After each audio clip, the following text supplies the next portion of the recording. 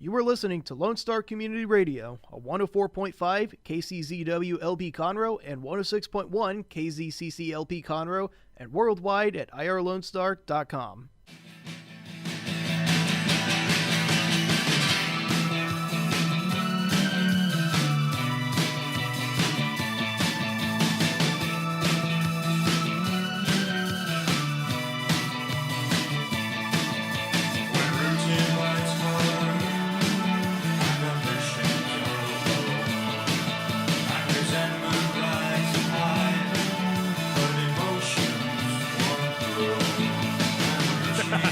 Good morning. It's 9:20 on a Friday. We made it. Everybody sing the Rebecca Black song with me. Friday, Friday.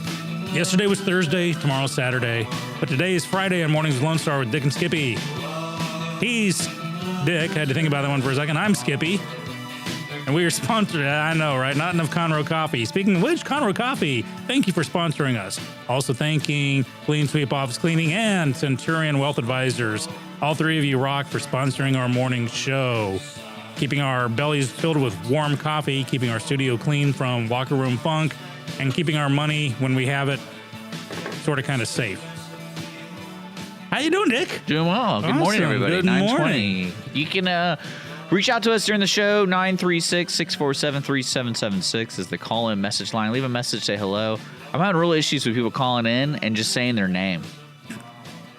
Because, like, for example, the ticket stub, we give away 2 tickets every week, and we're trying to, like, encourage people to call in, but they call in and they go, hey, this is Emily Brown, and that's it. Do they think it's like one of those, say your name? And Yeah, I guess. I don't know. Well, do you have, like, does Yeah, we the have phone show a caller ID thing? No. Oh. But we do have a message saying, hey, thanks for calling the message line. Please leave a message with your name and who you're looking for. Well, Emily, it looks like you screwed yourself out of some tickets.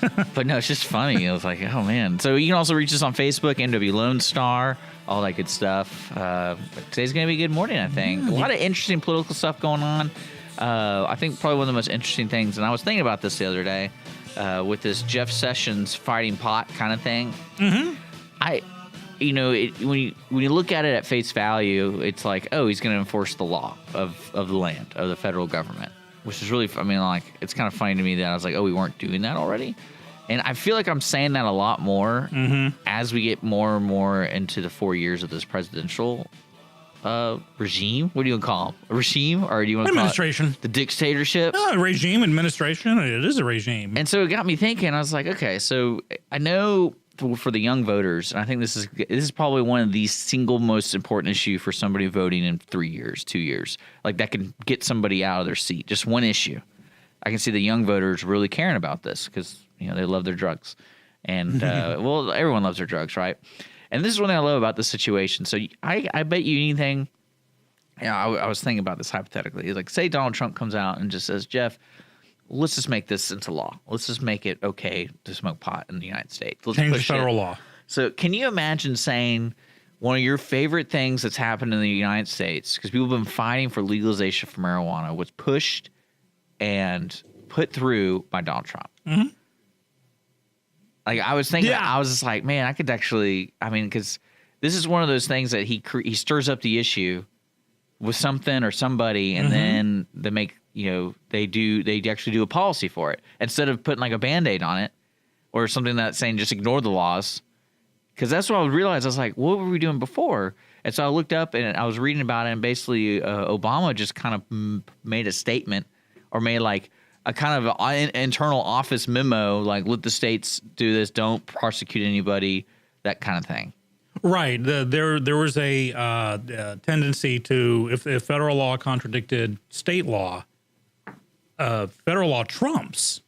And so, like, immigration was another one. That's usually how it goes. Well, someone gave me the example of this is when the legal drinking age. Mm-hmm.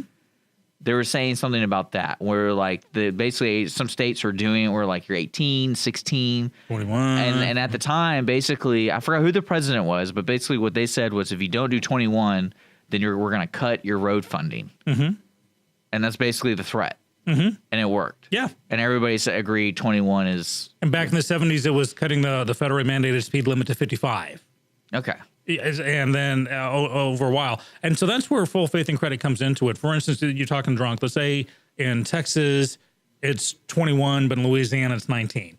Just saying the old days. If I got drunk in Louisiana at the age of 20, it was legal. But the second I crossed into Texas state lines, I was intoxicated. Yeah. Well, I mean, I would be breaking the law. And the same thing applies to marijuana today. And I'm thinking to myself, all these people, pitchforking, going, I can't believe he's doing this. This is like they're even having states are vowing to fight it, and like the actual state representatives and stuff like that. And I'm thinking to myself, well, I feel like we're having the wrong conversation here. I feel like this is just, it is. These people are all saying we're going to fight federal law because the previous president did that. He's like, okay, I know it's federal law, but as the head of the federal government, I'm saying, we're not going to follow it. And that's marijuana, that's immigration, where the sanctuary city policies came in, and sanctuary state policies saying, you don't got to work with my federal guys. Do you think something like this will make it be a focus on the rest of our government to do actual in-law, like something concrete?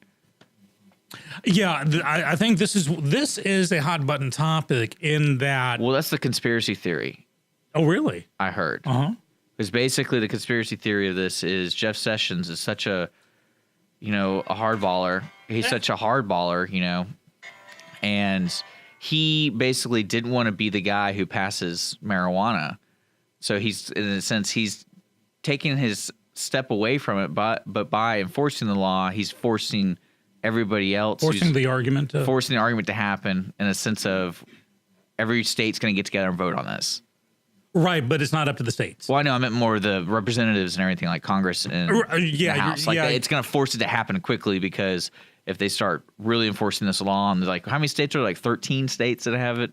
Well, you have medical marijuana, then you have recreational. Yeah. In very few states, they actually allow recreational marijuana. And, this could even be, not sounding too conspiracy theorist, it could even be that the president himself wants legalized marijuana and that is forcing this issue. Because if he were to suddenly go, hey, you know what, marijuana is legal, I'm going to sign an executive order or something, he will lose the right.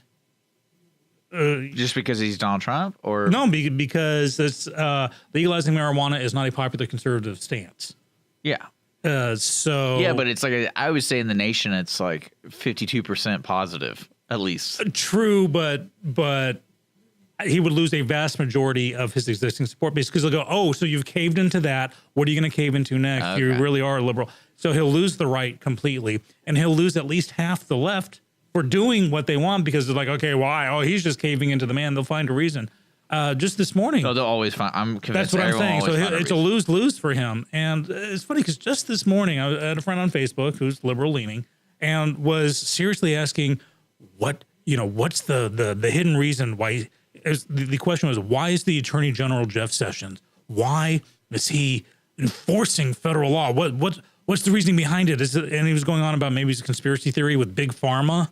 And I'm like, so you're questioning why an attorney is enforcing the law. You're wondering why. The only answer that matters is because it's the law. And so fighting for every governor and state representative says we're going to fight all Sessions did was say, hey, listen, the federal law trumps state law. That's how it is. When the federal mandate was 55 miles an hour, states didn't have a say in the matter. Full faith and credit only goes to things like marriage. I got married in Vegas, it's legal in Texas. I got a driver's license in Texas, it's legal in California. There's that. But as far as in any other case, federal law trumps state law. And so for people to be fighting this, I don't get it, because it's the law. Change the law. If you want. Well, that's what I'm saying. How do we? There are ways to do it. And I'm always wondering, why this conversation? I know it's better to start locally with a lot of things, and just to see the impact, and you have more control over it. But when are we going to have to face the music here with this marijuana deal? Because it's eventually going to have to get there. Eventually. Well, yeah, it will have to be resolved one way or the other. And that's why prohibition never works. Well, that's what I was thinking.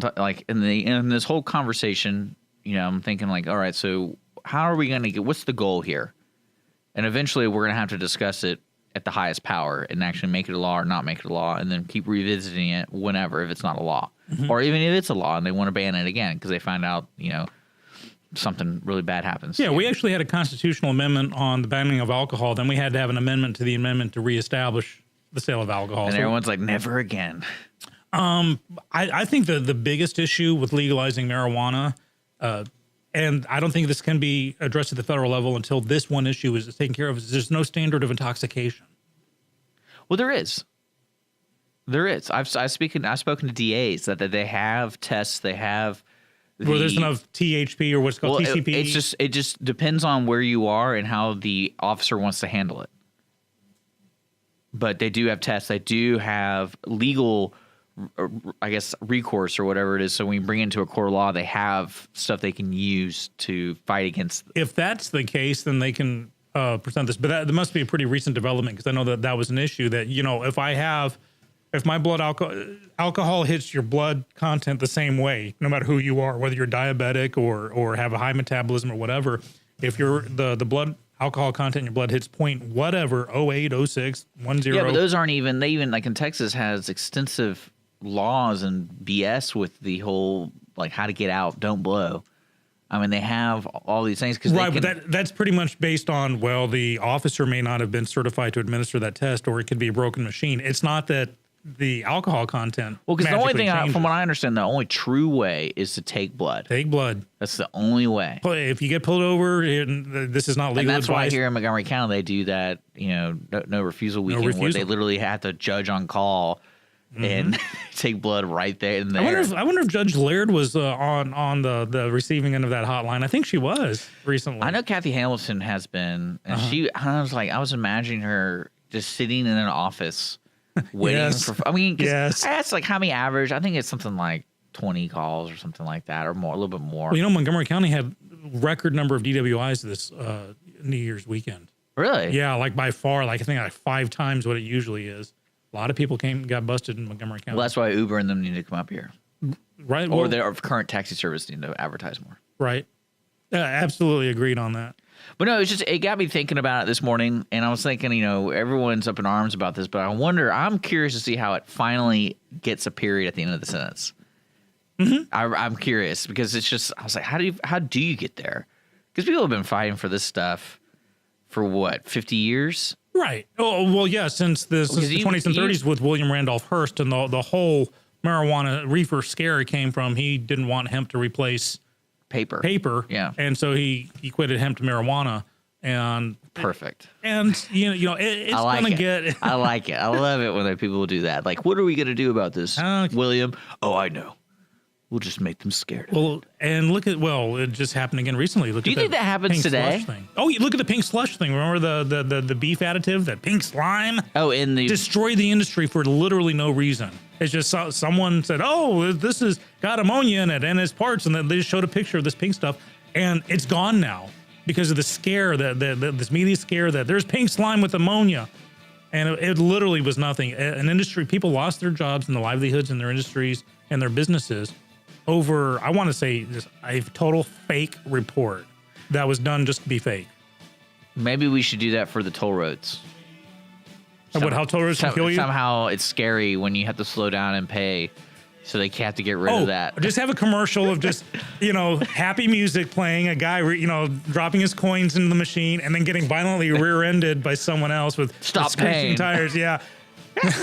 Stop paying for toll roads. Maybe we could do a cheesy commercial like that cable company did. Cheesy commercial? I think it's a real commercial. The government in charge of the internet. Government in charge of your roads. We'll be right back. Morning's Lone Star. Thanks for checking out. We'll be here till 11 o'clock this morning. We want to say a special thanks to Clean Sweep Office Cleaning, Conroe Coffee, and Centurion Wealth Advisors. They are our show sponsors for Morning's Lone Star. More coming soon.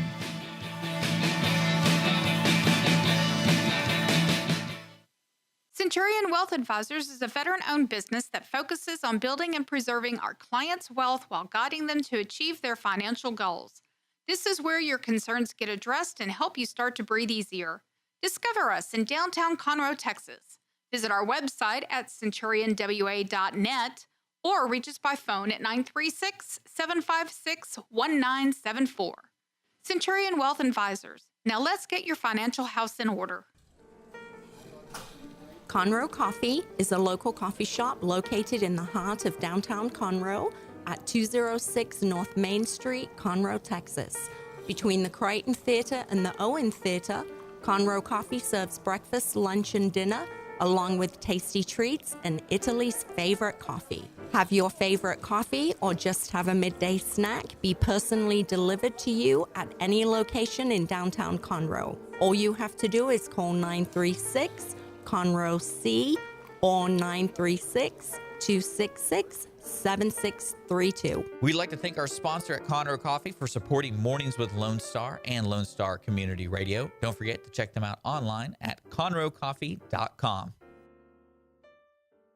Clean Sweep Office Cleaning has been Montgomery County's business cleaning service since 2002, offering professional office cleaning in areas such as restroom, stairwells, elevator, floor care, pretty much every angle of your office. One-time cleaning is available, but you will want these guys back. Offering daily, weekly, monthly scheduled cleanings, Clean Sweep Office Cleaning works around your business needs.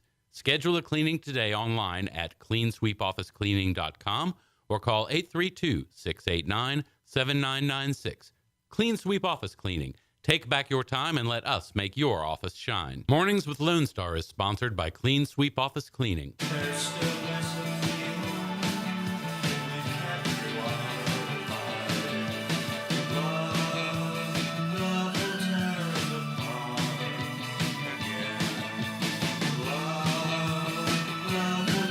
Welcome back. Morning's Lone Star at 9:35 in the morning. It is bright and sunshiny out there. It's a little cold, but I think we're going to get the temperatures up there a bit. I think we're past the big cold snaps. We don't have to keep the faucets dripping and the plants covered. Low tonight is going to be around 39. And then, by golly, looks like on Sunday we may actually hit up to 70 degrees with a low of 50.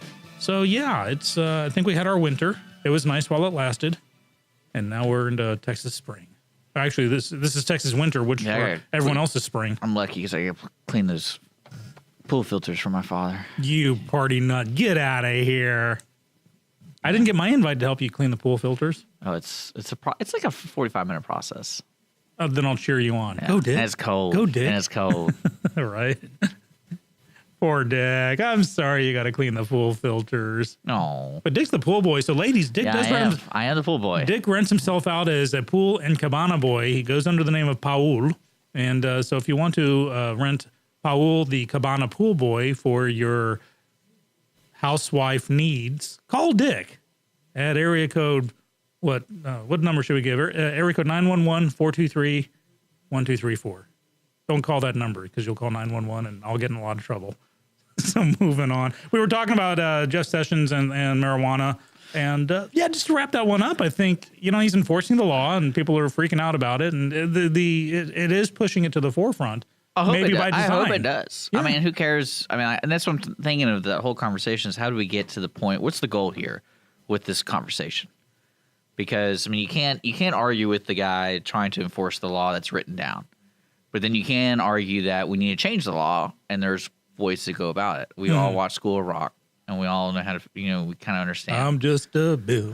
And I mean, we'll figure it out. And I think that's what I like about this because it's finally putting a foot down somewhere. So we know where they stand. Mm-hmm. So if your goal is to make it legal, then now you know where they stand and now you know what to do.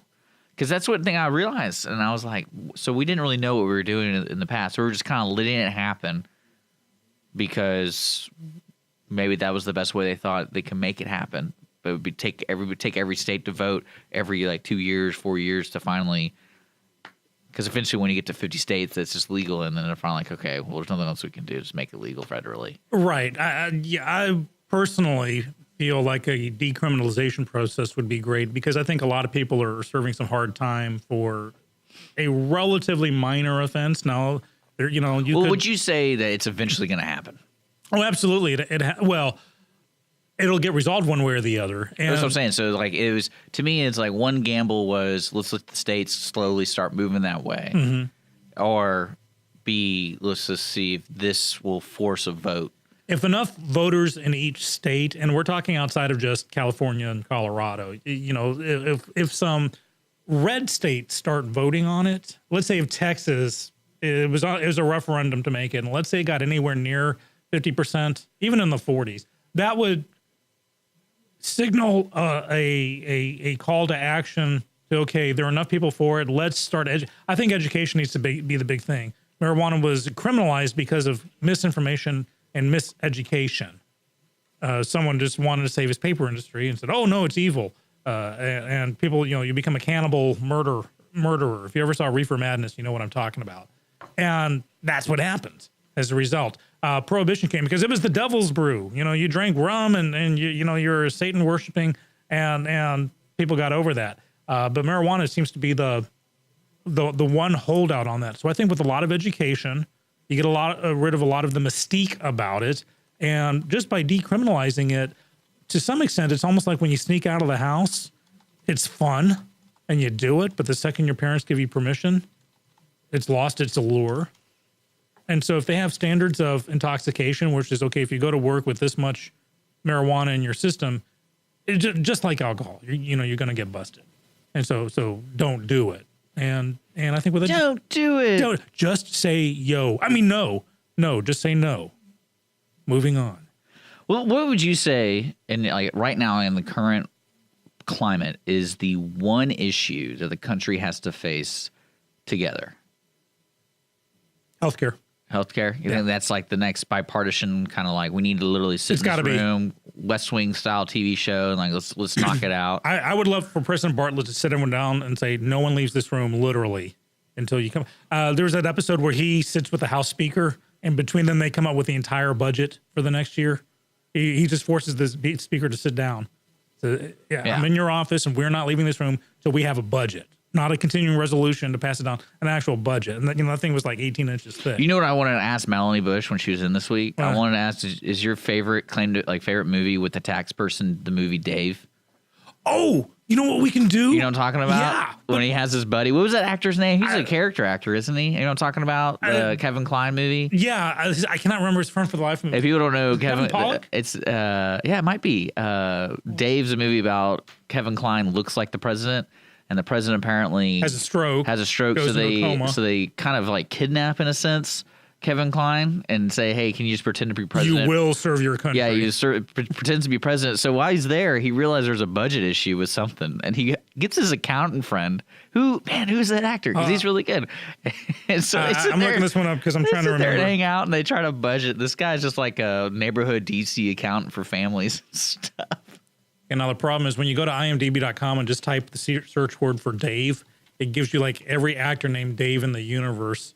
And I'm just trying to find the movie. I found it. Okay. That was easy. Would you go to Wikipedia? No, what you do is if you use Google Chrome, you type in IMDb and then you can hit tab and it'll do like search in the search. And it's more refined. Oh, cool. So who's the friend? So his friend is Charles Grodin. Oh, Charles Grodin. Yeah, that's right. Yeah, he's a character actor. He in the 70s, he was pretty popular. Yeah. He was, when you couldn't afford Chevy Chase, you went to Charles Grodin. Yeah. One of my favorite female actresses, Sigourney Weaver, was in Dave. Yes, she was. She's one of my favorite. No, that was the one thing I didn't like about the movie, because she plays the first lady. So the real president who has a stroke is kind of a philanderer? poopy head. Or not philanderer. Yeah, philanderer. Okay, that's a good word. You're incredibly close to that word. I'm going to give it to you, Dick. I'm trying. When there's like more than 3 syllables, it's like my tongue goes. That's right. Well, we'll complain to Mr. Telsa about that one. Tesla. Tisa. But yeah, my only issue with that movie is that she falls in love with the guy playing the husband. And so when he stops being the president and goes back to his normal life, she goes to continue the relationship. That's just kind of a transference thing, in my opinion. But you know what I think we should do? You just gave me a really good idea. Every political candidate who comes in, we ask them who their favorite fictional president is. That's a good idea. And why. Okay. Because there have been an equal number of, I loved the president in a failsafe, the guy that's got to make the decision that we're about to nuke Moscow by accident. And so in order to keep total nuclear war from happening. You mean the 1964 movie? Yeah, or Richard Dreyfuss plays him in the live remake with George Clooney that they did about 20 years ago. But in the 60s. Live remake? Yeah, they actually did a live version of it. Cool. with George Clooney. Well, that's a great cast. Looking at the 1964 movie. Yeah, That's a great cast. Mm-hmm. It's got Larry Hagman in it. Yeah, Hagman. Yeah. Oh, okay. Sorry. But very close. They're incredibly close. I'm going to give you that one. Larry Hagman, of course, is JR from Dallas or Master from Genie. Be like Henry Fonda. He played the president. Yeah. And the basic premise is a bomber flying over Russia. There's a computer glitch. Well, this is the day before the computers. There's a short that happens, and the bombing crew gets orders to nuke Moscow. And the failsafe is that once they get that order, it cannot be rescinded. They have to ignore all incoming radio contact and everything. And so they're just tooling their way towards Moscow to drop the bombs. America knows it. And eventually, so they're trying to stop it. They realize they can't. They have to call the Moscow ambassador and finally Moscow, or the Soviet premier, because back then this is the Soviet Union, and tell them, we're about to nuke Moscow. This is a mistake. And of course, the Soviets get all ticked off and they threaten to go to war. And the president says, I promise you, we will nuke New York ourselves. We will drop a bomb on New York right here, right now, to keep us from going to war. And he has to make that call. And that's seriously, he does it. He makes sure that, they set it up to where Moscow can verify that New York is nuked. And that's just insane. But yeah, you got Dave, you got President Bartlett, you got the failsafe president, you got the president and Dr. Strangelove, you got what Scandal. There are a gazillion fake presidents out there. So that's what we're going to ask every political figure that comes in. Who your favorite fictional president is. Dick, who's yours? Who would be your favorite? Ooh. Well, I really like Bartlett from The West Wing. But then again, I think a lot of that show is built to make him look really cool. So, that's kind of hard to say that he's like the good president or whatever. Because when shows design their characters like that, you kind of have to take it as, I'm just as like a guilty pleasure kind of thing. This isn't... Right. But they did make him very human with hiding his multiple sclerosis, and he did get censored, so... Yeah, I like the American president. Mm-hmm. That's a good... There's Michael Douglas. It was okay.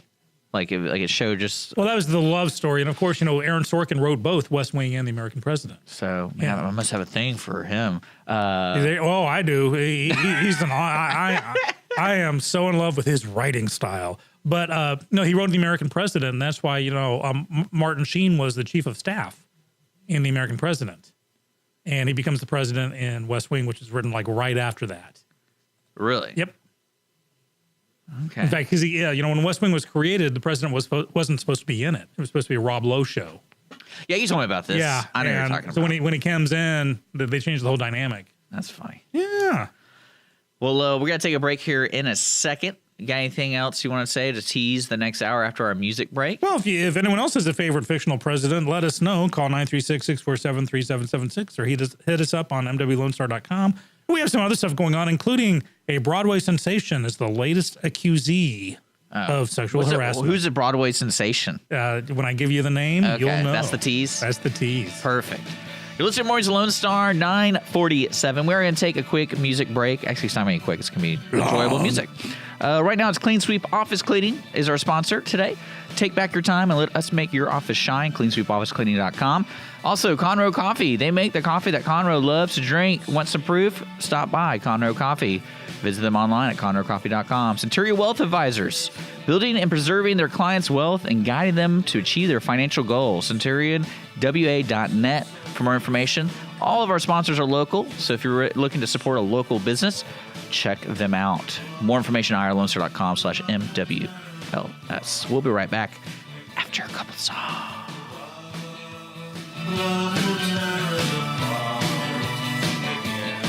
Centurion Wealth Advisors is a veteran-owned business that focuses on building and preserving our clients' wealth while guiding them to achieve their financial goals. This is where your concerns get addressed and help you start to breathe easier. Discover us in downtown Conroe, Texas. Visit our website at CenturionWA.net or reach us by phone at 936-756-1974. Centurion Wealth Advisors. Now let's get your financial house in order. Conroe Coffee is a local coffee shop located in the heart of downtown Conroe at 206 North Main Street, Conroe, Texas. Between the Crichton Theater and the Owen Theater, Conroe Coffee serves breakfast, lunch, and dinner, along with tasty treats and Italy's favorite coffee. Have your favorite coffee or just have a midday snack be personally delivered to you at any location in downtown Conroe. All you have to do is call 936-CONROE-C or 936-266-7632. We'd like to thank our sponsor at Conroe Coffee for supporting Mornings with Lone Star and Lone Star Community Radio. Don't forget to check them out online at conroecoffee.com. Clean Sweep Office Cleaning has been Montgomery County's business cleaning service since 2002, offering professional office cleaning in areas such as restroom, stairwells, elevator, floor care, pretty much every angle of your office. One-time cleaning is available, but you will want these guys back. Offering daily, weekly, monthly scheduled cleanings, Clean Sweep Office Cleaning works around your business needs. Schedule a cleaning today online at cleansweepofficecleaning.com or call 832-689-7996. Clean Sweep Office Cleaning. Take back your time and let us make your office shine. Mornings with Lone Star is sponsored by Clean Sweep Office Cleaning.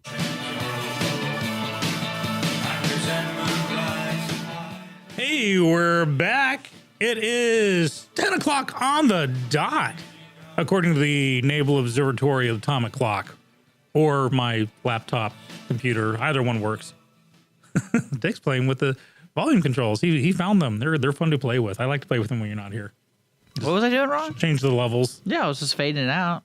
Oh, something happened. It sounded like it was fading in and out, like you were going wee wee wee. So hey, I left you with a teaser when we before we took our music break. So do you know who Ben Vereen is? No. Oh my God. Okay, Ben Vereen is he's one of those triple threat actors. He's a dancer, a singer, and an actor. Big on Broadway for like decades. African American, does great. He started the role of the devil in Pippin, and he's done a lot of stuff. He's like up there with Gregory Hines, as far as tap dancing and acting and stuff. Okay. Well, he's in a current revival of the musical Hair. Well, he was in 2015, and apparently now some cast members are saying that he was sexually harassing them. Now, first off, Ben Vereen is the ripe old age of 71, so I'm not saying kudos to him for still being able to sexually harass someone at that age. But I wish I hope that when I'm 71, I can still be perceived as much of a threat that someone thinks I'm harassing them. But yeah, so he's the latest, and I wonder why it took him so long to get there. Because have you ever seen Hair? Yes. Okay, the stage version or the movie? There are differences. The movie? No, You haven't seen I have it. the soundtrack, Okay. Well, there you and go. I've seen it on stage. Oh, you have seen That it on was stage. Okay, well, no. I was really young though at the time. Wow, I bet you grew up fast. So, there's in the stage version, there's nudity, there's sultry dancing. I'm interested to see how what the particulars of this alleged harassment are, because it was like, well, he had his hands on my waist as we were in, grinded on me. Well, if you're in the middle of rehearsing a dance number, it's not harassment, it's called rehearsal, but it's called choreography. But I don't know. Welcome to show business, baby. That's right. You want this job? You want to be chorus member number 42? Dance with Ben. But yeah, Ben's kind of been viewed as one of the good guys in musical theater over the decades. So I'm not saying he's quite Tom Hanks level, but if he was a poopy head towards some ladies, it'd be kind of a bummer because he's a good guy, one you want to root for. But yeah, so that's the latest. And beyond that, I can't remember the last time we talked about who was on the harassment list. Did people just stop magically harassing? No, I think it's there's other stuff in the news that people want to report. There's only so many people in this world as journalists. Well, I think there's that. There's also, I think they're trying to figure out what is harassment and assault. What are the differences between these things? And so Ben, here's hoping that you didn't do too much. One story I want to talk about, because it is sort of local, is there's a reporter on ESPN that apparently said a couple quotes. I'll find the quotes here in a second. Basically said the Astros accepting the invitation to the White House is the wrong thing to do because it normalizes the presidency. It's the president, and it's the White House. I don't care if you like him or not. It's the president. It's the White House. Here's the thing. I was vehemently opposed to many of the former president's agendas, his platform. But if I got an offer to meet him and shake his hand, you betcha I would. That's the office. It's like you salute the uniform, not the man. It's the office of the president. And yeah, people, you just need to get over it, in my humble opinion. Yeah, it is interesting that he would say it. So it was ESPN's show called First Take, and the co-host is Max Killerman. And he says that this was the wrong decision because they're going to be on the wrong side of history, because I guess that's really important. When you win a World Series and go see the president. And he says the administration must not be normalized. He thinks everything that's going on over well, I'm glad that a sports channel is telling me how I should act in the political, actually act in life. Well, this is okay. Like, look at this. Like, let me read the full quote and let me see if I understand what he's saying. This is the full quote from Killerman. He goes, "It says they're making a grave error and they're on the wrong side of history. And I want to be very clear about this. This has nothing to do with where on the political spectrum you fall, left or right. Nothing. It's not about being progressive or conservative or Democrat or Republican or winning or losing. That's not what this is about. I say what I say because what has gone on in this administration is abnormal and must not be normalized." Okay. And who are you to tell me this and to make this decision for everyone else to use your platform in a sports show where every day you defend rapists? Then he goes offenders. on. Then he goes on saying it has to do with equal protections under the law and constitutionally, and being a patriotic American citizen. You do not normalize this behavior with White House visits. Period. What behavior? I don't know. He needs to. Then his argument is shallow and uncompleted because he's telling me what I should and shouldn't do, but not why. He just, well, yeah, because of his behavior. Well, I need examples of the behavior. He tweets. Well, you can't deny that his behavior is abnormal. I mean, he got that right. Oh, okay, but the previous president That's true. said I need to roll up my sleeves and find out whose ass to kick over the Macondo well explosion. He talked about how the Boston police were stupid and had beer summits. So that's abnormal behavior, like I said, too. I think it's a pick or choose kind of argument. Yeah, it's seriously, dude, stick to reporting the sports scores of the people who every day beat their girlfriends, get drunk, abuse their power. One day ESPN is going to find itself on the wrong side of the law. What's funny about this is when I heard that, because it was on the Houston local forum I like to visit, and then a lot of people were just kind of like, "Hey, we won, we earned this history, we need to go." Basically, that was kind of like the overall feeling of a person from Houston, because one of the biggest things with the Astros winning, people feel like they earned it, if that makes sense. Yeah, no, that Sports Illustrated cover saying in 3 years, if they do it right, in 3 years they're going to get it, and by golly, if that didn't come true, and I agree, they earned it. Well, what's funny about this is I was like, who is this Max Killerman character? That's kind of funny because I don't watch ESPN. Yeah, and I know from third, I guess like opinions of other people. Basically, they don't like ESPN because it's become overly political and not sports insightful. Well, anyway, I look up Max Killerman just to see what he does, and I found this article. I kid you not. ESPN slaps. This is how they choose these words. Slaps Max Killerman with a suspension after he admits on air to striking a woman. Oh, there you go. You're on the wrong side of history there, my friend. So, but that was in 2004, so that was 4 years ago. And apparently he was commenting on Ray Rice's 2-game ban for domestic violence. And so I'm like, man, that guy I can't believe he, if he did that in today's world, I mean, I wonder what would happen. You know it. And now it also got me thinking, ESPN must have the worst contracts with their employees, because you think about every ESPN person that's gotten in trouble, they've never been fired. Right. Or there might be occasional one, but you know what I'm talking about? Yeah, usually it's like, that, because I think there was one viral video that went big because of one of the reporters got mad at a teller at like a parking garage. And she's pulling like, do you know who I am kind of card. And the woman filmed it. And she's got like a slap on the wrist or something like that. Because I think she's pulling racist stuff too. Oh, dear. But like I said, they must have the worst contracts where they just can't fire you. So, but I mean, it's kind of funny that Houston, and everyone cares about what they're going to do and like what each character's going to do, because they started asking the players what are they going to do. And what's funny is a lot of them talk about the history of visiting the president, and this is something they look forward to, even regardless who's in the administration. And a couple of them even said, I trust our leader. I think it was Springer. I don't know who the main leader of the group is, but it's like, I want to do what he does because, we're a team and we got to do this as a team. I'm not going to just say I don't like Donald Trump and not go. So I thought that was pretty interesting. Yeah, very interesting. And don't get me wrong. I mean, I was kind of ranting a few moments there ago. I stopped watching MTV when they stopped playing music. That's true. It's ESPN. Your one job is to talk sports. That's your one job, not to make it political. I mean, I can see them having a political style show that's purely for, like, for example, talking about the NFL concussion thing. Like, that kind of bridges the gap a little bit. And then also the take a kneel, like that bridges the gap because that's politics being forced into the game. And you can't just not talk about it as a sports organization. But you can't pass. They pass themselves off as a sports news organization, and that's the problem because you can't take a stance at that point. So to say, here's the thing: is a conflict of interest. Well, let's say ESPN gets reports on concussions are bad.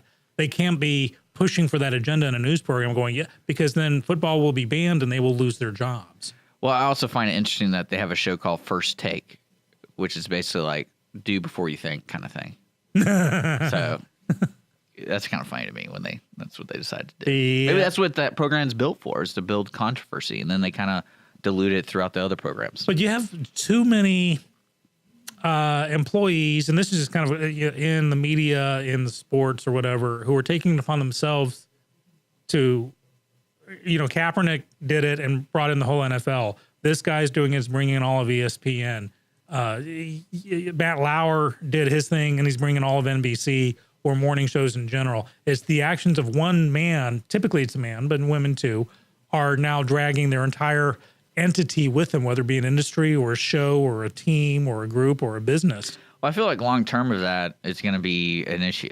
It's because it causes a bubble, not like a slow bubble or slow problem. It's going to be like because it goes both ways. If a company starts tanking, the CEO gets nailed. Yeah, there's a scapegoat. But very interesting. Yeah, what's this guy's name? So I'll make sure Max not to Kellerman. Okay, Max, I'm not going to be watching your show, and because I know you're not listening to mine. I'm going to tweet him, and I'm just kidding. You're on our list, Max. You're listening to Mornings Lone Star. Be afraid. We're going to take a quick sponsored break to say a here for word from our sponsors, and special thanks to those guys. We'll be right back here on Mornings Lone Star. Centurion Wealth Advisors is a veteran-owned business that focuses on building and preserving our clients' wealth while guiding them to achieve their financial goals. This is where your concerns get addressed and help you start to breathe easier. Discover us in downtown Conroe, Texas. Visit our website at centurionwa.net or reach us by phone at 936-756-1974. Centurion Wealth Advisors. Now let's get your financial house in order. Conroe Coffee is a local coffee shop located in the heart of downtown Conroe at 206 North Main Street, Conroe, Texas. Between the Crichton Theater and the Owen Theater, Conroe Coffee serves breakfast, lunch, and dinner, along with tasty treats and Italy's favorite coffee. Have your favorite coffee or just have a midday snack be personally delivered to you at any location in downtown Conroe. All you have to do is call 936-CONROE-C or 936-266-7632. We'd like to thank our sponsor at Conroe Coffee for supporting Mornings with Lone Star and Lone Star Community Radio. Don't forget to check them out online at conroecoffee.com. Clean Sweep Office Cleaning has been Montgomery County's business cleaning service since 2002, offering professional office cleaning in areas such as restroom, stairwells, elevator, floor care, pretty much every angle of your office. One-time cleaning is available, but you will want these guys back. Offering daily, weekly, monthly scheduled cleanings, Clean Sweep Office Cleaning works around your business needs. Schedule a cleaning today online at cleansweepofficecleaning.com or call 832-689-7996.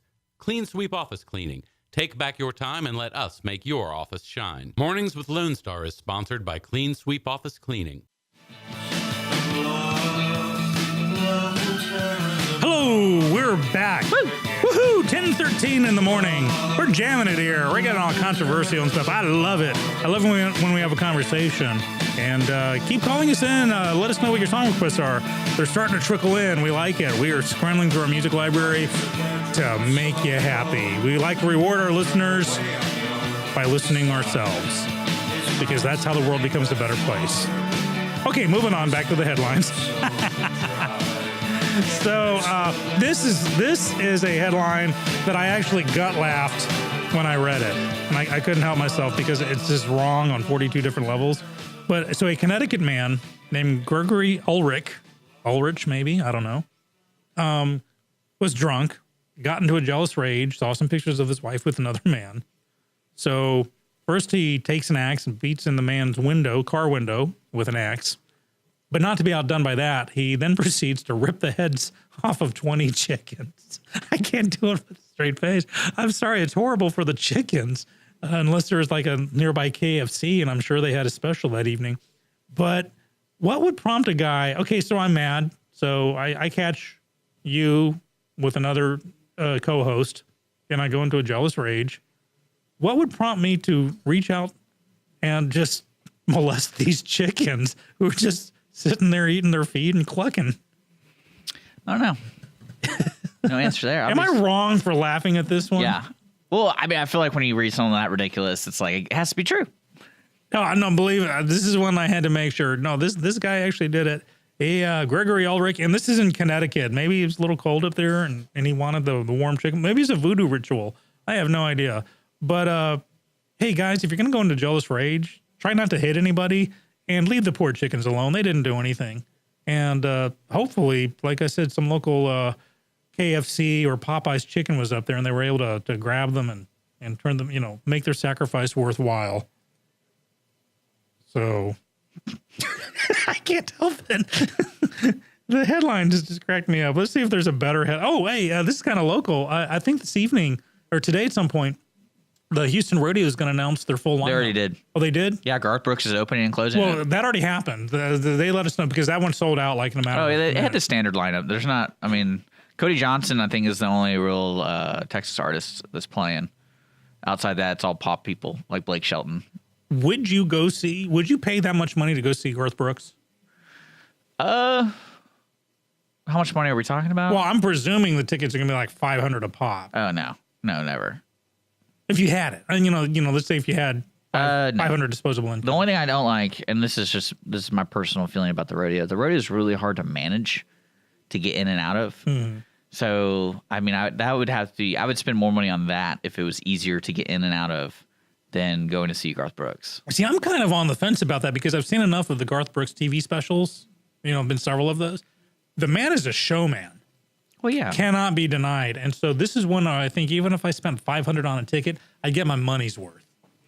Yeah, granted that, but live music to me, I only want to see a few artists live because I've seen a lot of live music, and it's only when I really enjoy the full set list. And yeah, I got you. I don't know, paying $500 to sit in because the thing about the rodeos, I don't know, they don't let anybody on the floor. So, have they changed that? Yeah. So last time I was at the rodeo was decades ago. Yeah, they don't let anyone on the Chicago floor. was playing. In fact, I took Mississippi there, but this is like decades before we got married. So yeah, they don't let anyone on the floor. So it's just kind of like you're watching them from far away, and there's Garth Brooks right there, a little speck. Because that's all. I think for like 5 years we went to the rodeo every year to somebody, and like Reba McEntire and those kind of people. And it was fun, but like I said, it's like you're just sitting in a big old room listening to a person. You don't really get to see it because it's so far away. Uh-huh. The last cool concert I went to, well, to me, when Yanni was here with the London Symphony, that was cool, and I watched it, and I'm not afraid to admit it. I'm not ashamed at all. Who are you to judge me? But I had a friend who is like right out of a sitcom episode. She's a friend of mine. We're just buds, and she needed a date. She had her office had a suite at the Toyota Center, and it was for the J-Lo concert. Mm-hmm. And she needed a date. J-Lo concert. I like where this is going. A guy who just be on her arm because she'd been talking about having a boyfriend, and she's like, "Sean, I need you to need you to rest. You need to be my date for the night. And so I played the part. And so I was in this great, luxury suite and watching the J-Lo concert. And this was like literally 2 days before she announced she was pregnant. But you could tell. First off, the clothes she was wearing were light, kind of loose and light. What's her husband's name? Mark Anthony? Yeah, I don't know. Is she still married? No, but at the time, he came out on stage to sing a couple of songs, and they were really looking gaga at each other, the kind that, we're going to have a baby together. And most tellingly, she wouldn't really dance. She'd do a couple of pity moves, like I'm going to throw my arms up here. But all the backup dancers were doing the heavy load, and I thought, she's afraid to, she's pregnant. She's going to announce it soon. And sure enough, about 3 days later, so Skippy called it. That's funny. Skippy knew J-Lo was pregnant before the world did. Whoa. Yeah, that's what I'm talking about. But that was the last cool concert I went to. Okay. Besides Yanni and the London Symphony.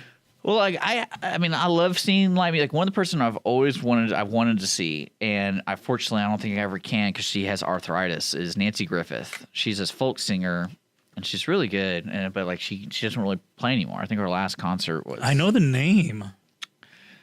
I must have heard a song of her before. Yeah, you've heard of her before. Okay. It's just kind of like she's just a really nice voice. She plays a lot in Austin and all that kind of stuff. She travels around, but she doesn't play anymore. And then I'd like to see Jake Ward a lot. He's one of my buddies. Yeah, you mentioned so him. I don't mind. I think there's a bromance. Should I be jealous? Oh yeah. Oh, there's definitely a bromance. Should I start there. biting the heads off? Well, the of whole chickens? band's really cool, and they have really great energy. So like when you want to go out and go see a band, I want to get excited. Okay, you either need to take me to this guy or face my jealous wrath. And I don't think you want to see that green-eyed monster dick. Well, Don't I'm make trying me to. jealous. He played here for the Conroe Americana Music Festival. I remember. Yeah, and so that was really cool to see him here.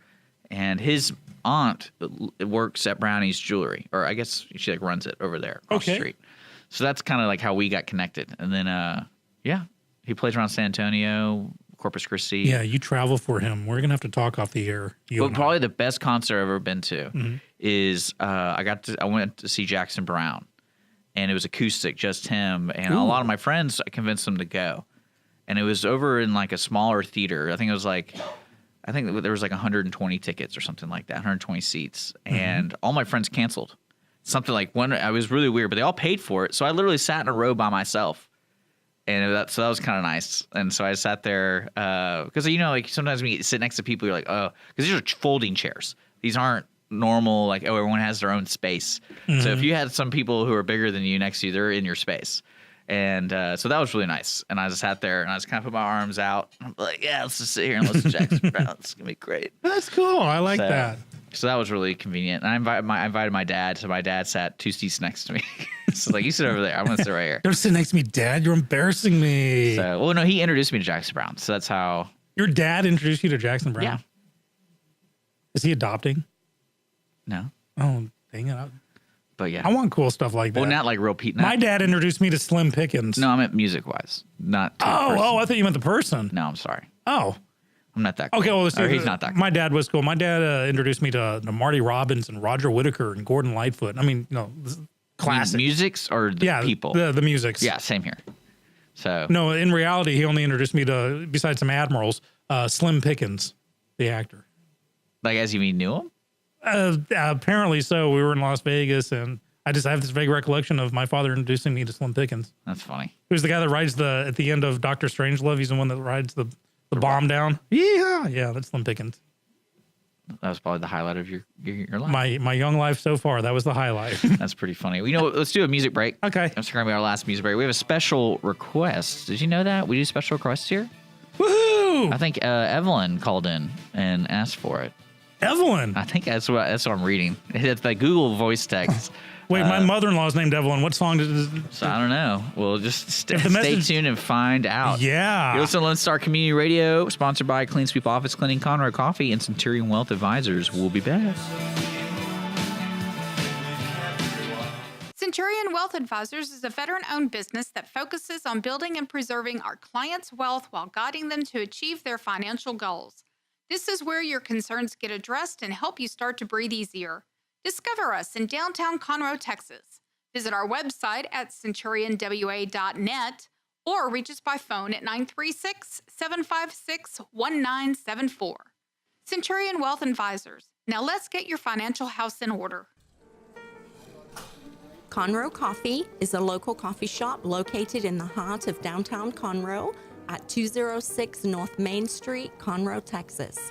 Between the Crichton Theater and the Owen Theater, Conroe Coffee serves breakfast, lunch, and dinner, along with tasty treats and Italy's favorite coffee. Have your favorite coffee or just have a midday snack be personally delivered to you at any location in downtown Conroe. All you have to do is call 936-CONROE-C or 936-266-7632. We'd like to thank our sponsor at Conroe Coffee for supporting Mornings with Lone Star and Lone Star Community Radio. Don't forget to check them out online at conroecoffee.com. Clean Sweep Office Cleaning has been Montgomery County's business cleaning service since 2002, offering professional office cleaning in areas such as restroom, stairwells, elevator, floor care, pretty much every angle of your office. One-time cleaning is available, but you will want these guys back. Offering daily, weekly, monthly scheduled cleanings, Clean Sweep Office Cleaning works around your business needs. Schedule a cleaning today online at cleansweepofficecleaning.com or call 832-689-7996. Clean Sweep Office Cleaning. Take back your time and let us make your office shine. Mornings with Lone Star is sponsored by Clean Sweep Office Cleaning.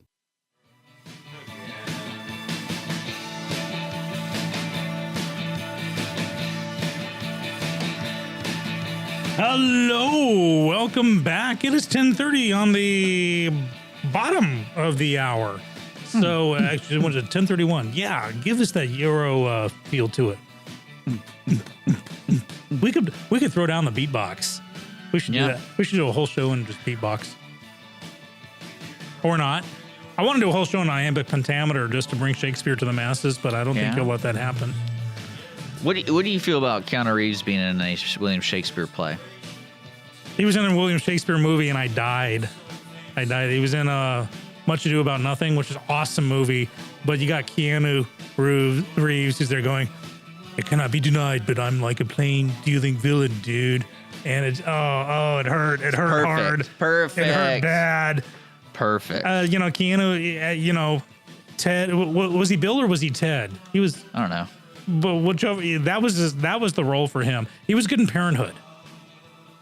He's good in every movie. You just need to shut your face. You shut your face. Okay, I will definitely give him. He held his own against Al Pacino in Devil's Advocate. Yeah, for sure. I was really surprised with that, and I thought there was hope for him. But then he came out with Constantine. And it was the exact same character, just who chain smoked. I thought he was great in Constantine. No, he's not Constantine. Constantine's a blonde Scottish or Manchester. No, I agree with that. Did you see the TV version of it? Yeah. It's pretty good. So good they canceled it. Yeah, I know, right? They should have just They wanted Keanu. Yeah, Did you know they're making another Bill and Ted movie? Okay, is it a reboot? No, it's like the same characters. They actually got the same actors. Now I'm so watching that. And I know how serious they're taking it is they basically have written the script, but then my theory is they said like they're going to start shooting in 9 months or something. And I think it's probably because the other actor, you haven't seen him in a while. I bet he's out of shape. And they're like, hey, we need to give him some time to get in shape. Like Carrie Fisher, she went on this huge crash diet for Leia when she realized they were going to do the new movies. And she was looking good, but yeah, she liked the bonbons.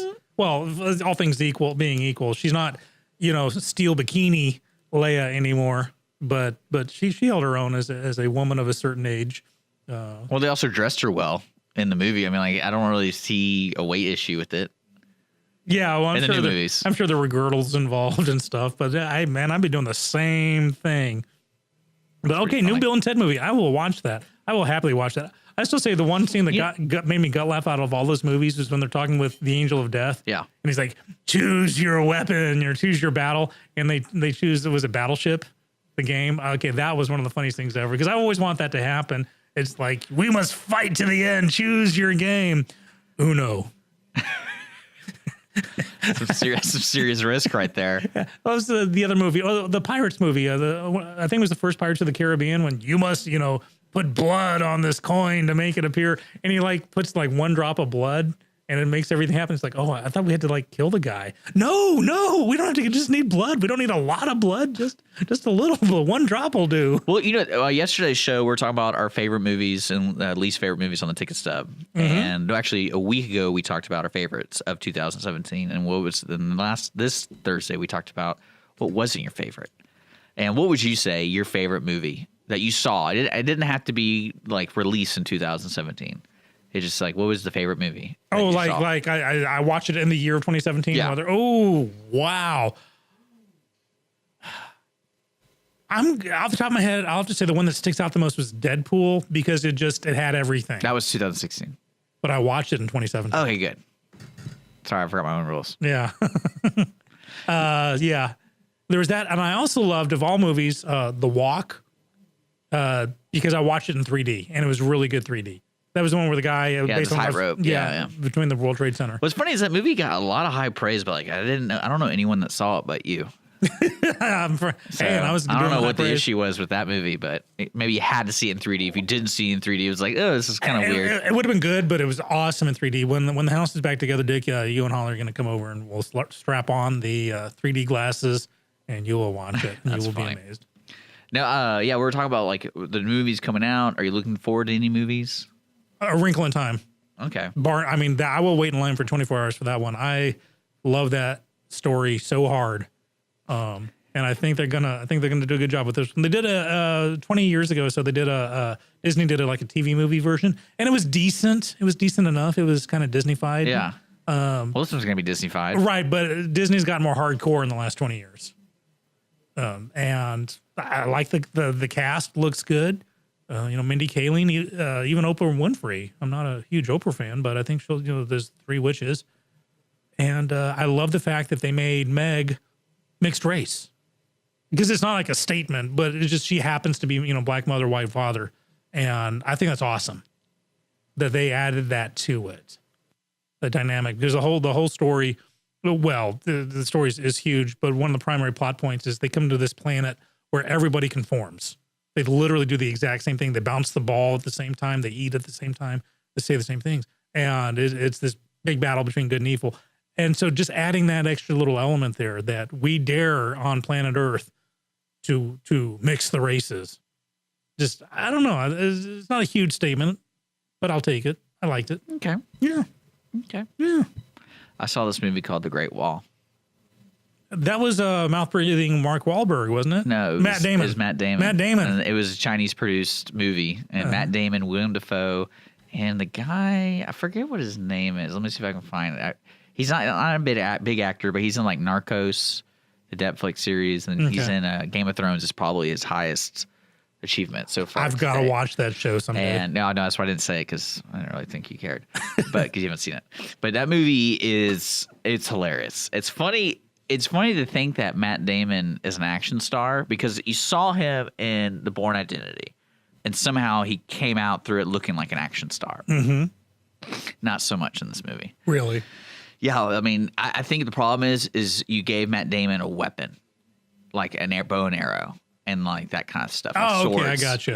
So it's not an age thing. Yeah, I think it's like because in Bourne Identity, Jason Bourne, you get that he can use his fists really close quarter. He can use a magazine. He can, that kind of stuff. Hey, look, I have a ballpoint pen. Oh, why did you stab me? Yeah, but like anything bigger than a magazine, you're kind of like, hey, I will kill you with this paper clip. So, well, no, I believe it. If it's him, yeah, I believe it. But if he has a bow and arrow and he could shoot, like there's a scene where they challenge his skill as a bowman. What's the correct way? Archer. An archer or bowman, both as a bowman, and it's just some ridiculous CGI scene where he shoots 3 arrows and like makes a pot stand on itself, and then all this kind of weird stuff, and that just wasn't believable. And like he had this accent too. Is this Chinese Robin Hood, Prince of Thieves? Oh no, okay. So the premise of the movie is the original Great Wall, like the original thought of it was to have a barrier to protect China and eventually the rest of the world. That's what the main general says, is from these monsters that come out of the mountains every like monster lizard monsters and stuff like that. And there's a whole lore to it where they've been around for generations, and every 70 years they come out with like a full frontal attack. But between that they kind of come out and attack a little bit, just kind of testing the wall. And they're like, the wall is the first line of defense. And it starts with Matt Damon's character is a mercenary, and he's with his buddy, and they're trying to find gunpowder. And so they know there's gunpowder in China, so they're trying to sneak in, steal gunpowder, and sneak out. Well, through the way they try to go through, they get caught by the people of the Great Wall. And the Great Wall people are very isolated to the Great Wall. Like, it's like a life. So you're born to the Great Wall. You're born to fight at the Great Wall. It's like an honor to fight at the Great Wall. Okay. And it definitely has that Chinese movie pizzazz to it, kind of like Crouching Tiger, Hidden Dragon. Right. You kind of feel run on a tree limb. Yeah, and just stuff kind of that. like acrobats and like sword play and all that kind of stuff. But then it's all of a sudden Matt Damon. And what's weird is I didn't see Matt Damon do any of that stuff. I was really looking forward to like, man, can you imagine him running on a bamboo stick? I'm like, Matt Damon. Hey, white men can't jump and white men can't run on bamboo sticks in China. It's in the rule book. Well, and what's really funny too is in the movie, and this is like a video game, like the main soldier lizards have eyes on the side of their body. It's like by their shoulders. So that for some reason, that was the only way you could take them down. I didn't really understand that. Okay. But so you can imagine everybody trying to shoot and basically invulnerable, or whatever you want to call it, invincible monster unless you hit this little eye. And so, of course, Matt Damon just takes him out. You know, he can hit that eye every time. Not everyone else, though, can't do that. They have to like only Kevin Costner. They have to get like 6 people to kill one. See, between Matt Damon and Kevin Costner, it would have been a non-movie. It would have been over in 3 minutes. Yeah. Thunk, thunk, thunk. Okay, good night. And then random Morgan Freeman. But what's great though is Willem Dafoe is in it, and he wasn't crazy, but he was just stuck there because basically if you go into the Great Wall, you don't leave. So they wouldn't let Matt Damon and his other friend leave, like ever. They're like, you're living here forever. Sorry, because you're not allowed to see this. Oh, okay. So that was, and Willem Dafoe's been living there for like 20 years, and he was also a thief. So he's like, I just got stuck here. I just started hanging out. But yeah, if you can see it, I would definitely check it out. It's ridiculous. Matt Damon has an accent that's like, it's almost an English accent, but it's not. It's like a European mixture. Like Kevin Costner in Prince of Thieves. Exactly, yes. I think that's who he based his character off of. Awesome. But yeah, the Great Wall. I will maybe check it out. Maybe. Someday. And there's also another movie I saw that I liked. It was called U.S. Indianapolis Men of Courage. And it had Nicolas Cage in it. And this movie was one of those movies that got produced by some company that just probably wanted to hang out with Nicolas Cage because the movie was produced horribly. Mm-hmm. But it was an interesting story. And they haven't made a movie about this story that actually was a good movie yet. It's about the men on the USS Indianapolis get stranded in the shark-infested waters. Oh, gosh. That monologue from Jaws gets me every time. Exactly. And so I was thinking to myself, I mean, that's a cool movie. That could be a really well-done, scary, minimalistic kind of movie. I'm shivering just thinking about that, man. But I'd watch that one. Nicolas Cage, Tom Sizemore, Thomas Jane are in the movie. And then, and it's just so bad because you can tell. Oh, no. Well, it's one of those movies like, Nicolas Cage was in the room, but not in the room they were filming the rest of the crew, kind of thing. Oh, he comes out for 3 days for a long weekend and shoots the scenes separately. Yes. Okay. And he's on the other end of the phone. The special effects were really bad, and especially when you're trying. Well, like there's a scene where a shark jumps out of the water on top of a person. I'm like, man, I mean, we want sharks to do that for Hollywood, but sharks don't do that. Sharks, they kind of tug. Now, you heard about the movie Open Water, right? Yeah. That they shot it on weekends and, it took them like months because when they could afford the camera and they could afford the boat. And then they had to fix they shoot one scene and it was sunshiny and then it was rainy the next time. So they had to fix the color correction. But they actually put the 2 actors in water with sharks. They're actually surrounded by real sharks in this. How do they control the sharks? Well, they were under the impression that sharks don't attack people. I'm telling you, read this up. This messed me up. All the fins you see in it, those are actual real sharks doing their thing. And that's why they're, yeah. You cannot pay me enough money. No, I mean, there's literally not enough money in the history of existence to get me in water surrounded by sharks or a shark. You don't even need the plural sharks. That's really trusting your director, man. Yeah, I know. And But a movie's coming out for 2018. We'll talk more about that when we come Cool. back. What was the Indianapolis movie name again? USS Indianapolis, Men of Courage. I'm gonna watch it anyways. I think it's on Netflix. That's where I saw it. But I kind of watch every Nicolas Cage movie that he's in, like literally anything. Like I can't bring myself to watch Ghost Rider, but Ghost Rider is actually pretty good. The CGI, the directors know what they're doing in that movie, but like the CGI is very hokey. But the screenplay and everything, it's not bad. Okay, it's well produced besides the graphics. And then of course Nicolas Cage losing his mind. But he's coming out with a new movie called Mom and Dad. And you need to check out this trailer, folks, if you're listening and you have a computer, because the premise is like the standard zombie movie, but what it is the moms and dads go crazy. So it's all these kids trying to survive because the mom and dads are trying to kill them. Ooh. And of course it's a great platform for Nicolas Cage to go insane. Awesome. Yeah, we'll watch it over. We will watch it together, you and I. Listen, Mornings Lone Star. We're going to take a quick sponsor break. Stick around.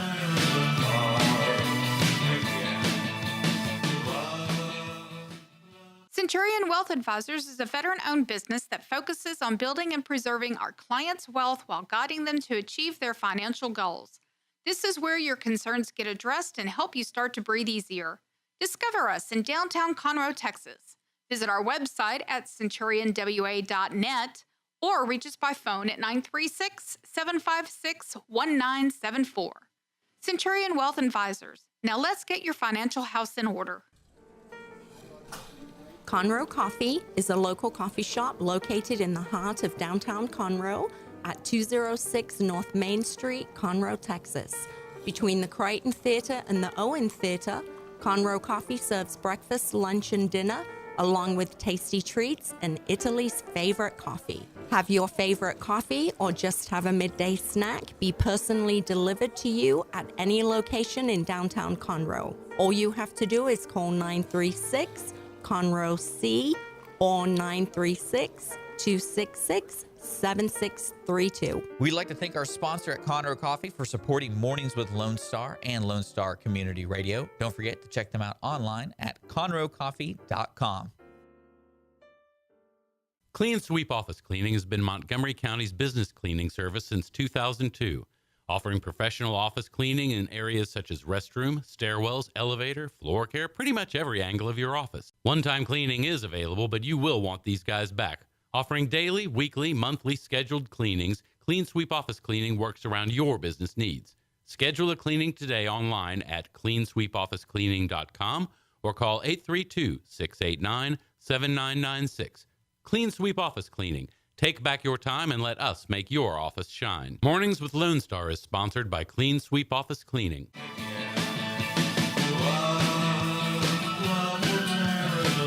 Hey, we're back. We're in it's 10:47 already on a bright, sunshiny, crisp Friday morning. Closing it out. Dick, what are you going to do this weekend? Private stuff, man. Why are you asking those kind of questions? Hey, the people have a right to know. I'm just kidding. Doing wedding stuff. Oh, you gonna go? Can we do the montage? Can I shoot some montage scenes of like you and Holly trying the cake I told together? you my save the date idea. Yeah, she did not like it. And we'll see. I think she's just saying that. I think we should do it anyways. I think we're gonna do it anyway. Yeah, a little movie trailer. But no, seriously, I want to shoot a montage scene of her trying on dresses and you looking really bored, or eating the cake together, kicking the can, little squares of cake in each other's mouths. Is that what you're gonna do? You're gonna look over the invitation fonts, and are they gonna give you the laser gun? No. What we're gonna do is we're gonna eat at the rehearsal dinner place, possible rehearsal dinner place. One of my awesome. We know the people, so we've been trying to coordinate. Everything in Beaumont got flooded. If anyone didn't know that, right? I know. So everything's kind of closed and everything's rebuilding. And of course, Holly's like every day. She's like, "What are we doing? What are we doing? What are we doing? What are we doing?" So finally, we coordinated with the folks who we know through family, and they're going to let us eat some food and check it out. I don't know why we have to check it out. It's a good place. I'm like, we already know. But we have to. Okay. So where's this going to be so I can show up? I'm not going to. It's not. Don't worry about it. You sure? Yeah. I got a good palate. It's going to be closed. This is a private party. Do you know who I am? I can get in. I really want to pull that on somebody. Like, do you know who I am? Do you know who I am? I am the Dick Schissler. Well, I'm one of 4, but you know what I mean. Yeah. I'm trying to figure out who I am. That's what I'm asking you. I am one of the Dick Schisslers of the world. I bet there's like a top 5 moment of like who's pulled that card, and it's on like video camera. Because I remember Reese Witherspoon did that. And she was drunk. And I remember watching that. And then somehow it wasn't up to par of like Mel Gibson. But Mel Gibson, did he even pull that card? He was just more blaming. No, he was just drunk. Other people. He was drunk people. People say but stupid so was things Reese Witherspoon. But she was like, "Do you know who I am? Like, do you know? And I like the fact that she did apologize. She's like, "Oh my gosh." Apparently, I got drunk and said that. So good as her phoning up. And they're like, you get one. You get one. You get one, people. Well, here's one who actually went past her one. Remember how yesterday I was talking about Jacqueline Kent Cook, who's the daughter of the NFL heiress? Oh yeah, you were talking about that. Okay, well now looks like she's going to be charged with a hate crime for beating this poor Jewish guy over the head with her glass purse. Yeah, and now she got arrested, right? Yeah, she got arrested, but now they're going to think about charging her with a hate crime as a result, because along with beating a guy on the head with the purse, as if that's not glass purse, as if that's not bad enough, she was calling him anti-Semitic names as she was doing it. So you just never do that, people. Just never throw racial slurs into it, because you're going to get in trouble. Yeah, and we can talk about that one day, about the pros and cons of the hate crime, because that's kind of a hot button topic. That came from the Laramie situation where Matthew Shepard, the gay kid who was like badly tortured and killed, and the sort of hate crimes. But the other side is, well, how did you? So let's say if my child is killed, but it's not a hate crime, does that make it less of a crime? So there are arguments on both sides. Let's maybe get into that on Monday. Let's get all controversial and stuff. Make people wake up on a Monday morning. Yeah. Thinking about it? Okay. No, I don't want to. Okay. I don't want to. I don't want to do it. It's Friday. We're tired. I'm still recovering from New Year's. Right? Yeah. But yeah, we're gonna hit the ground running on Monday, though. Yeah, it's gonna be fun. I'm looking forward to it. It's the second week in January. So. Are you gonna read the Steve Bannon book over the weekend? Are you gonna download it for Kindle? Why do I have to download it for Kindle? Is it free or something? Well, no, but I mean, you want to be one of the Can first you only to read it on Kindle? No, you can buy it in the bookstore too. They say it's gonna sell like a quadrillion copies, because either people who hate Steve Bannon are gonna buy it, so they go, oh, he sucks, and people who I love how up until yesterday, everyone hated Steve Bannon, and everyone on the left said, oh, he's just he's an idiot, he lies nonstop. And but the second he turns on Trump and says, well, Trump's a poopy head, then, oh yeah, Steve Bannon rocks, he always tells the truth. So I guess the book will determine how much you want to believe on that. I just find it funny. Tell-all books are the thing, and anyone who takes everything written in a tell-all book seriously, you need to get out more. That's all I'm saying. So yeah, no, I won't be reading it myself, but I'm interested. I'm sure I have many friends who will read it. I'd love to hear what's in it. Well, I mean, if anything, it's just going to be circulated and out of context, and then all. I mean, it's like I don't watch the Oscars anymore. I'm tired of it. I'm tired. I don't even watch the Oscars anymore. I just watch. I go online the next day and see the top 10 highs and lows recap, and I get everything I need. Same thing with this. I don't need to actually read the book. I have friends on both sides of the aisle who are going to be very vociferous on their thoughts, and so I'll figure it out from there. But yeah, if you're bored, go on and I forget the name of this book, but it's Steve Bannon, former trusted Trump advisor who now is toxic to Trump, and it's a tell-all book. So we will see how that turns out. Can you imagine someone sitting down from the start of the Trump thing about running and writing like a sitcom? Oh, they've tried it a few times. Did you ever see? Okay, this thing lasted like literally, I think, 1.5 episodes. It was called The Secret Life of Desmond Pfeiffer, and Pfeifer. It had Chi McBride in it, and it was a sitcom about Abraham Lincoln and Mary Todd. The Secret Life of what? Desmond, and then Pfeifer. Okay, where it's a sitcom with an audience, and I think they had to pay the audience to stay there. So it's Abraham Lincoln and Mary Todd, their White House, and Chi McBride plays this slave to them, or not a slave, but the housekeeper who's given the black voice.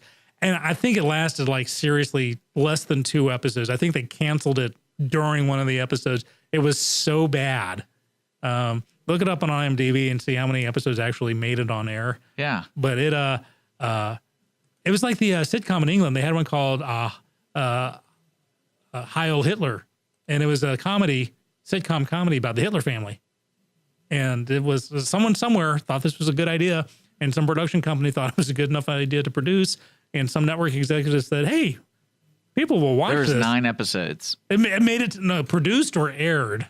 Because I don't think all 9 got aired. It looks like they were aired. 4 episodes were aired. There you go. Yeah. I'm surprised it lasted for the 4. I can't believe you remember that. That's impressive. Thank you. Yeah. We appreciate that. Yeah. Maybe the Silk Road will open back up and we can watch them. That would be nice. That would be nice. Just to say, oh my God. Well, we're closing out today's show, folks. Bye. Today's show is brought to you by Clean Sweep Office Cleaning. Take back your time and let us make your office shine. CleanSweepOfficeCleaning.com. Conroe Coffee, they make the coffee that Conroe loves to drink. Visit ConroeCoffee.com. And last but not least, Centurion Wealth Advisors, building and preserving their clients' wealth and guiding them to achieve their financial goals. Visit them online at centurionwa.net. Today's show will be podcasted on iTunes and Google Play, and make sure you can check it out and subscribe on YouTube, all that kind of stuff. Next week, we'll be back 9 a.m.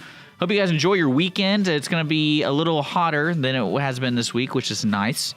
And and don't forget, you can always participate in the show on Facebook. Just look us up, Mornings Lone Star, or you can call in our message line at any time of the day at night, 936-647-3776.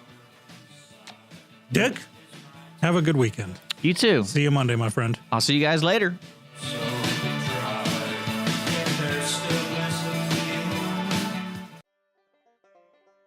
Thank you for checking out this production of Lone Star Community Radio. Lone Star Community Radio is Montgomery County's community radio station. Don't forget to check out this show and many others across the Lone Star Community Radio Network, either live on Conroe's FM 104.5, 106.1, the Lone Star Internet Radio app, or irlonestar.com's live audio stream, and on replay on podcast, Channel 12's Our City TV in Conroe, or Channel 21 KVQT in Houston, and of course their YouTube channel. This production is copyrighted and all rights are reserved by Lone Star Community Radio. Have a question regarding this program or other Lone Star Community Radio shows? Want to sponsor or start your own show?